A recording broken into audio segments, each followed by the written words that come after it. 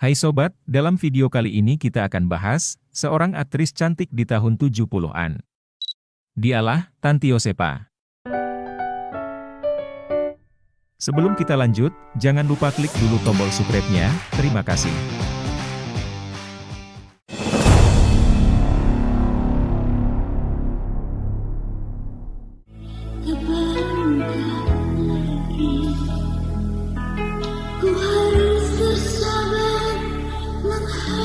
Pada era 1970-an, dunia perfilman Indonesia dihiasi oleh kehadiran aktris-aktris cantik, yang tidak hanya memikat melalui kecantikan mereka, tetapi juga melalui bakat akting yang luar biasa. Salah satu bintang yang paling bersinar di masa itu adalah Tanty Yosepha. Tanty Yosepha yang hingga kini masih diingat, dengan penuh nostalgia dan kekaguman. Aktris ini memiliki pesona yang memukau dan kemampuan akting yang mumpuni, telah menorehkan namanya dalam sejarah perfilman Indonesia. Kehadirannya di layar perak selalu dinantikan, dan setiap film yang dibintanginya, pasti menjadi film terlaris pada saat itu.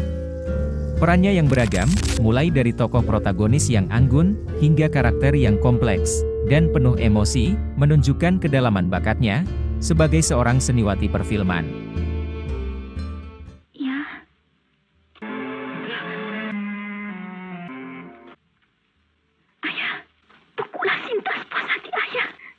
Jangan hancurkan foto itu. Hanya itu tempat cinta mengadu. Dikenal sebagai aktris tercantik pada saat itu, banyak membintangi berbagai macam judul film, dengan berbagai genre. Tak hanya dikenal sebagai seorang aktris film, pemilik nama asli Maria Yosepha Sri Soekartanty ini juga dikenal sebagai penyanyi bersuara lembut.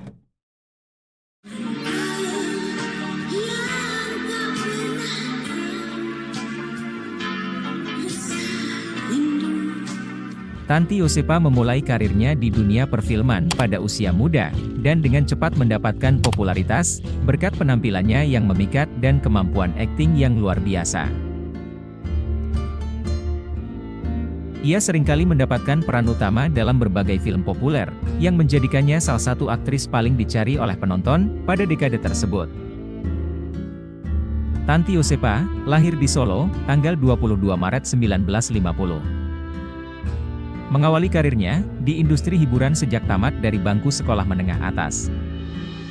Pendidikan SMA-nya ia tempuh di SMA Stella Duce 1, Yogyakarta, di mana sekolah tersebut merupakan sekolah yang semua siswanya adalah wanita. Film pertamanya adalah Di Balik Pintu Dosa, dibuat pada tahun 1970. Tanty adalah anak kelima dari pasangan KRT Gondokusuma dan Sri Sekartanty. Meski lahir di Surakarta, namun ia besar di Yogyakarta. Kalian semua sama saja menganggap aku seperti anak kecil yang perlu dirawat dan mesti berobat. Apa salahnya, Tuan? Semua orang juga ingin sembuh. Jangan coba-coba menasihati saya. Karir filmnya pun terus menanjak. Selain bermain dalam film Di Balik Pintu Dosa, Tanty kembali membintangi 1000 Janji Ku Menanti dan Mama di tahun 1972.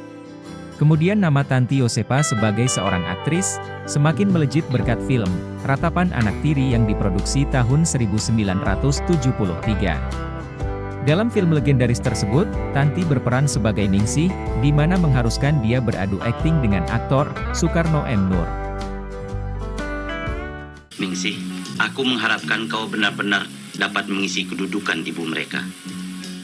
Setelah melejit dengan film tersebut, di tahun yang sama, Tanty bermain dalam film Jembatan Merah, Hatiku Dalam Hatimu, dan Belas Kasih. Kecantikannya yang alami dan klasik membuatnya menjadi ikon mode di masanya. Gaya busananya yang elegan, seringkali menjadi inspirasi bagi banyak wanita Indonesia. Senyumnya yang menawan, dan tatapannya yang memikat, membuatnya tak terlupakan bagi para penonton dan penggemar. 1 tahun berikutnya, tepatnya pada tahun 1974, karir seorang Tanty semakin bersinar. Lewat film-film yang sudah dia perankan, membawa Tanty meraih sejumlah penghargaan.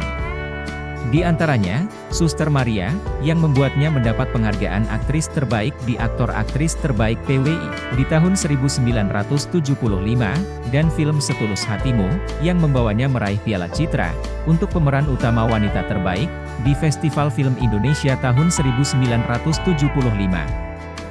Ada beberapa film populer lainnya yaitu Malam Pengantin, 1975, Ranjang Siang Ranjang Malam, 1976, Ganasnya Nafsu, 1976, dan Dokter Karmila, 1981, yang membuatnya masuk nominasi Piala Citra untuk pemeran utama wanita terbaik di Festival Film Indonesia, tahun 1982. Saya melamunkan kebahagiaan saya. Kak Rama begitu baik pada saya. Kau sayang padaku, Sinta? Tak kuasa saya mengucapkannya. Tak hanya berprestasi dalam dunia film saja, Tanti juga menelurkan beberapa karya dalam dunia musik, berupa lagu seperti Sampai Menutup Mata, Permata Hati, dan single duetnya bersama Oni Surjono, berjudul Air Mata. Sejak engkau lepas dari pelukanku. Tanti Yosepa menikah dengan Enteng Tanamal, yang berprofesi sebagai aktor dan penata musik, di tahun 1971. Dari pernikahannya itu, mereka dikaruniai 2 orang anak, yang diberi nama Yohan Tanamal dan Vitai Tanamal. Tanti juga merupakan adik kandung dari aktris, Din Novita. Pada awal tahun 1990-an, Tanti diserang penyakit kanker dan nyaris meninggal. Tetapi, dengan ketekunan berobat dan keyakinan, ia pun sembuh dari penyakit itu. Namun, pada tanggal 21 November 1998, ia meninggal dunia di Rumah Sakit Pertamina, Jakarta karena serangan jantung. Jenazah Tanti Yosepa dimakamkan di makam keluarga di Kanggotan, Pleret, Bantul, berdekatan dengan makam ibunda, sesuai permintaan terakhir almarhumah Tanti, yang menginginkan dimakamkan dekat dengan ibundanya.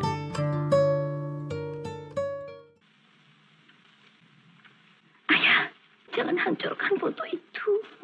Tidak hanya berprestasi di dalam negeri, Tanti juga dikenal di berbagai negara karena film-filmnya. Beberapa film yang dibintanginya turut serta dalam festival film internasional. Tanti juga ikut berperan dalam mengangkat nama Indonesia di dunia perfilman global. Di balik gemerlapnya dunia hiburan, Tanti dikenal sebagai sosok yang rendah hati dan penuh dedikasi. Ia sering terlibat dalam berbagai kegiatan sosial, menggunakan pengaruh dan ketenarannya untuk tujuan yang baik, membantu mereka yang kurang beruntung dan memajukan seni serta budaya Indonesia. Tanti Yosepa, di perjalanan karirnya yang gemilang di tahun 70-an, ia meninggalkan jejak yang mendalam di industri perfilman. Hingga kini, film-filmnya masih sering diputar ulang dan dikenang sebagai karya-karya klasik, yang tidak lekang oleh waktu. Aktris cantik dari era 70-an ini, tidak hanya menjadi legenda karena penampilannya yang memukau, tetapi juga karena kontribusinya yang besar terhadap dunia seni peran Indonesia.